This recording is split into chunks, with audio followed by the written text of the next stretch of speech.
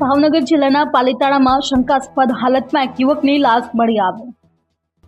પાલીતાણાના સર્વોદય સોસાયટીના નાકે રહેતા ભગીરથસિંહ ગોહિલ નામના 30 વર્ષીય યુવકની શંકાસ્પદ હાલતમાં લાશ મળી આવી। છેલ્લા ઘણા સમયથી ભગીરથસિંહ ગોહિલ પોતાના ઘરે એકલા રહેતા હોવાનું પ્રાથમિક તપાસમાં સામે આવ્યું। ભગીરથસિંહ ગોહિલની હત્યા કે પછી કુદરતી મૃત્યુ, પોલીસ મગનું નામ મરી નથી પાડી રહી। હાલ પોલીસ પણ ચૂપ। હજુ 15 દિવસ પૂર્વે જે મિલકતની બંને ભાઈ વચ્ચે થઈ હતી વેચણી, ત્યાં અચાનક લાશ મળી આવી। મિલકતના ભાગ પડ્યા તેના 15 દિવસમાં જ ભગીરથસિંહ ગોહિલની મળી તેના જ ઘરેથી લાશ લોકોમાં ખૂબ જ આશ્ચર્યજનક। પાલીતાણા ટાઉન પોલીસ તેમજ એલસીબી, ડોગ સ્ક્વોડ અને એફએસએલ સહિતનો સ્ટાફ ઘટનાસ્થળે પહોંચી તપાસ હાથ ધરેલ।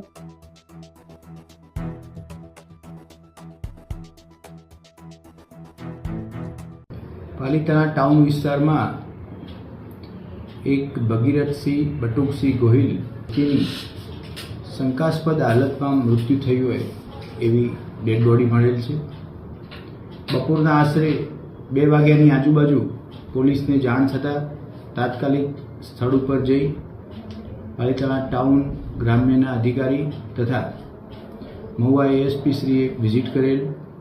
ત્યારબાદ શંકાસ્પદ હાલતમાં જે ડેડ બોડી મળેલ છે એનો ઇન્ક્વેસ્ટ ભરી પોસ્ટમોર્ટમ માટે મોકલી આપવામાં આવેલ છે। ખાસ કરી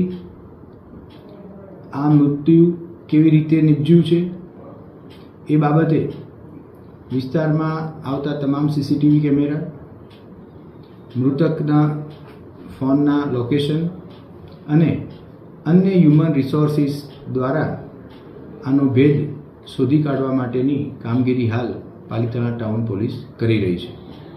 સર, ત્યાં બોડી ઉપર પણ સિમ્ટમ્સ હોય તેવું પણ સૂત્રો પાસેથી જાણવા મળ્યું છે સર, આ મામલે પ્રાથમિક દ્રષ્ટિએ ડેડ બોડી જોતા ગળાના ભાગે કોઈક માર્કના નિશાન જોવામાં આવેલા છે, જેથી કરી અકુદરતી મૃત્યુ થયું હોય એવી શંકા સેવી રહ્યા છે અને કોની દ્વારા આ મૃત્યુ કરવામાં આવેલું છે એ દિશામાં તમામ પ્રયત્નો હાથ ધરવામાં આવેલા છે। સર, ત્યાં 15 દિવસ પૂર્વે બંને જે ભાઈઓ છે તે મિલકતમાં પણ છૂટા થયા હતા, આ કોઈ દિશામાં તપાસ થશે?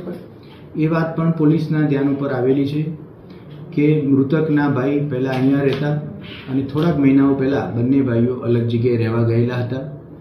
પ્રાથમિક દ્રષ્ટિએ પોલીસને મરણ જનારની માહિતી પણ એમના ભાઈએ જ આપેલી છે, પણ જે દિશામાં કામગીરી થઈ રહી છે એ પ્રમાણે ટૂંક જ સમયમાં આનો ભેદ ઉકેલી જાય એવી આશા રાખવામાં આવે છે।